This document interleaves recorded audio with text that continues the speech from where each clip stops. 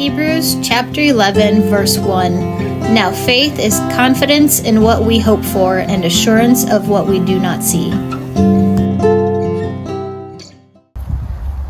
We just read a verse about having assurance of what we do not see. Sometimes we don't see the finish line. Sometimes we don't know when the end is going to come. But we have to trust that it's going to be a good one. And I have 4 foster kids in my home right now, and 3 of the 4 have been with us for 3 years now, and there's still no end.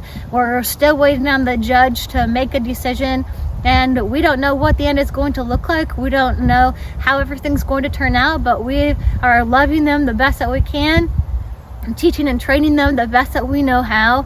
And striding out is a running term where it means you are stretching your feet out 1 foot in front of the other as far as you can comfortably. It's not short steps and it's not giant leaps. It's a comfortable long stride where you are getting from one place to another in faster pace, but in a manner that is just comfortable and relaxed.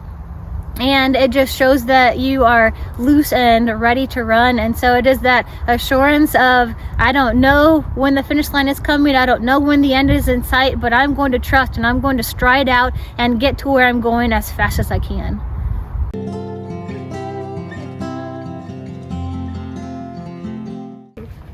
The point of this activity is to get Jed moving. He's an older horse with stiff joints. I want to get him moving, but you'll see the choice of activity that I've chosen. It is a low obstacle. I want him to be able to just work on lifting his legs a little bit. Lifting them high is hard.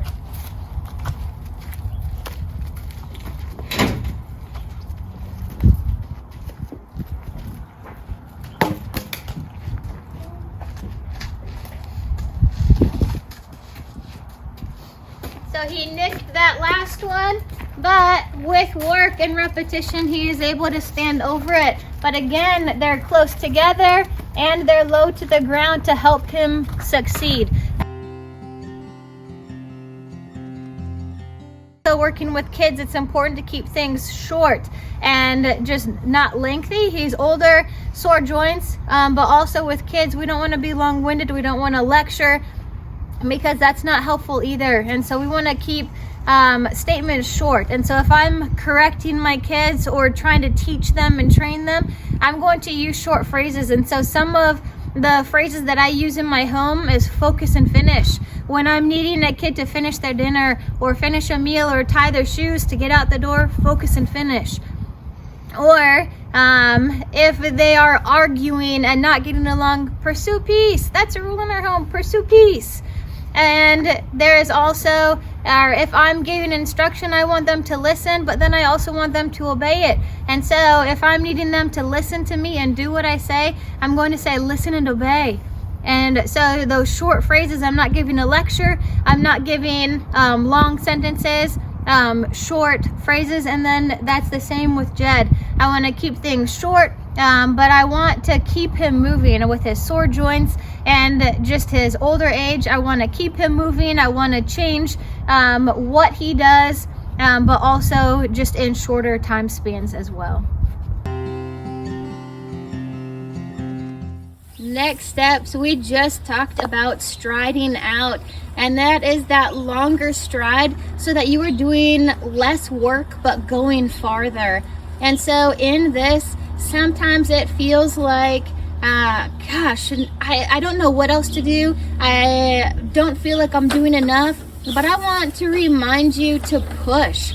Pray until something happens. Those 4 letters with that meaning, pray until something happens. And so sometimes it feels like, well, then I'm not doing anything. I'm just standing still. I'm just sitting still. That is exactly what God is using, that pray until something happens, because we're not relying on our own power, our own strength. We're relying on the God who can do anything. And so even 10 years of praying for my daughter, I felt like, gosh, nothing is going to change. Nothing's going to get better. And then it happened because I was persistently praying. I didn't give up.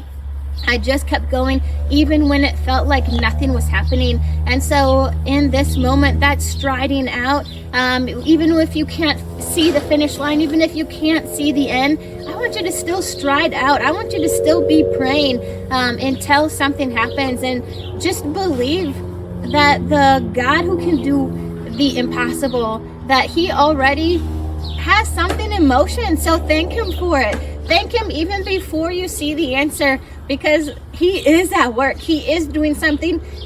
He doesn't need to rest, even though he took a Sabbath and rested with creation and what he had made.